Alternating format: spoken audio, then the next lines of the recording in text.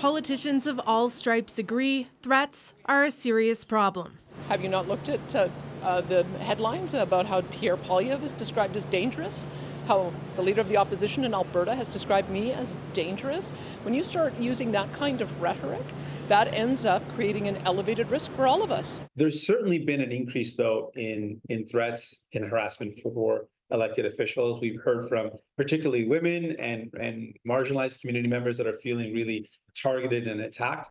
Intelligence agencies warn threats against politicians have become increasingly normalized. The Sergeant-at-Arms responsible for House of Commons security says threats against MPs have jumped almost 800% in the last 5 years, and it's not a new phenomenon. In 2019, a warning from Canada's top civil servant.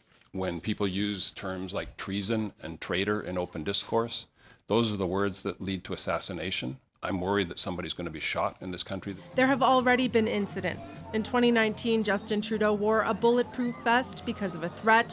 In 2020, an armed man rammed the gates of Rideau Hall trying to confront the Prime Minister. This month, he was granted a conditional release. And 12 years ago, there was an attempted assassination on Parti Québécois leader Pauline Marois. I am confident that the RCMP will do what's necessary to protect elected leaders in Canada. Canada's public safety minister says he met with the head of the RCMP and the director of Canada's spy agency and says those agencies have stepped up. If you want to change the government, you participate in an election and you go to vote.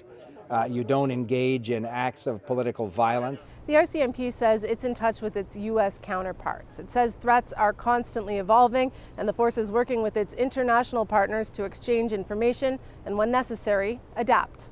Kate McKenna, CBC News, Ottawa.